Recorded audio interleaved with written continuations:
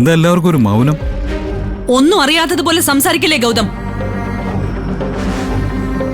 നീ ഇന്ന് റോഡിലിറങ്ങി തെരുവ് തെണ്ടുകളെ പോലെ ഭിക്ഷയാചിച്ചു അല്ലേ? അയ്യോ അമ്മേ, അത് ഭിക്ഷയാചിക്കലല്ല. Stop it.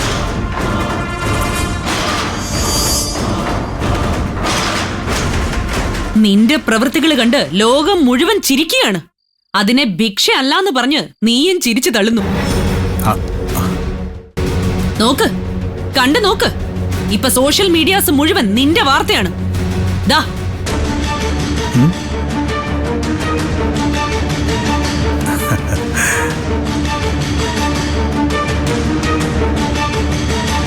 ഇന്നത്തെ ചൂടുള്ള വാർത്ത നിങ്ങളീ കണ്ട ദൃശ്യങ്ങൾ തന്നെയാണ്.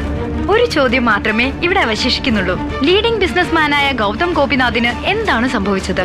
ഭാര്യയും കൂട്ടി തെരുവിലിറങ്ങി പിരിവെടുക്കാനും മാത്രം അയാളെ എന്തായിരിക്കാം മാറ്റിയത്?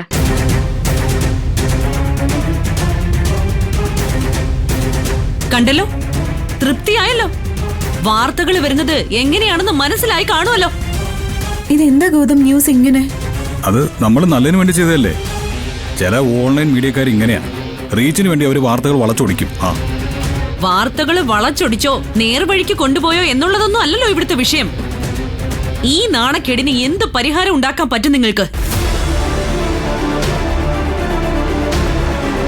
എന്താ ഗൗതം ഇത്? സത്യത്തിൽ എന്താ ഉണ്ടായത്? ഇതൊക്കെ മോശമല്ലേ? അയ്യോ അച്ഛാ, ഞങ്ങൾ ഈ പിരിവിനിറങ്ങിയത് നല്ല കാര്യത്തിന് വേണ്ടി. എന്ത് നല്ല കാര്യം? കുടുംബത്തിന് മാനക്കേട് ഉണ്ടാക്കി വെക്കുന്നതാണോ നല്ല കാര്യം?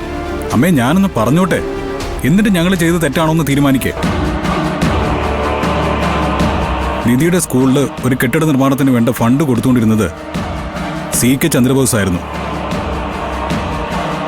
നിധിയോടുള്ള വൈരാഗ്യത്തിന് അയാൾ അത് പെട്ടെന്ന് നിർത്തിവെച്ചപ്പോൾ സ്കൂൾ PTA അത് ജനകീയമായ സഹായത്തോടെ പൂർത്തിയാക്കാൻ തീരുമാനിച്ചു. ജനകീയമായി പണം സ്വരൂപിച്ച് അതിന്റെ പണി പൂർത്തിയാക്കാനാണ് അവർ തീരുമാനിച്ചത്. ഞാനും ടീച്ചേഴ്സും പേരൻസും കുട്ടികളും എല്ലാവരും ചേർന്ന് റോഡിൽ നിന്ന് ജനങ്ങളിൽ നിന്നും ഫണ്ട് സ്വരൂപിക്കുമ്പോ ഒന്നും അറിയാതെയാ ഗൗതം ആ വഴിക്ക് വന്നത്. നല്ല കാര്യമല്ലേന്ന് കരുതി ഗൗതവും ഞങ്ങളുടെ ഒപ്പം ചേർന്നു. അതിന്റെ വീഡിയോ ആണ് ഇപ്പൊ പ്രചരിക്കുന്നത്. അയ്യോ, സ്കൂളിലെ കുട്ടികൾക്ക് വേണ്ടിയിട്ടാണ് നിങ്ങൾ പൈസ പിരിക്കാൻ ഇറങ്ങിയത്. അതൊരു നല്ല കാര്യല്ലേ? വെറുതെ വിവരക്കേട് പറയല്ലേ. ദാരിദ്ര്യം പിടിച്ച ആ സ്കൂളിലെ കുട്ടികൾ പഠിക്കോ പഠിക്കാതിരിക്കോ ഏതെങ്കിലും മരത്തണലിരിക്കോ എന്താന്ന് വെച്ചാ ചെയ്യട്ടെ. അതിന് നമ്മൾക്കെന്താ? വരുന്നവരുടെയും പോകുന്നവരുടെയൊക്കെ മുന്നില് ഇവര് നിന്ന് കൈനീട്ടുക, ആ വീഡിയോ സോഷ്യൽ മീഡിയയിൽ വൈറലാവുക, ഓരോരുത്തരായി സുഹൃത്തുക്കളെ വിളിച്ച് അതിന്റെ പേരിൽ എന്നെ കളിയാക്കിക്കൊണ്ടിരിക്കുക. ഉണ്ടായിരുന്ന അഭിമാനം മുഴുവൻ പോയി കിട്ടിയില്ലേ? എല്ലാത്തിനും കാരണക്കാരി ഈ നിധി ഒറ്റ ഒരുത്തിയാ. ഗൗതം ഗോപിനാഥ് എന്ന പേരിന് സമൂഹത്തിൽ ഒരു നിലയും വിലയും ഉണ്ട്. ആ പേരിനെയാണ് ഇന്ന് നീ തെരുവിൽ കൊണ്ടു നിർത്തി കൈനീട്ടിച്ചത്.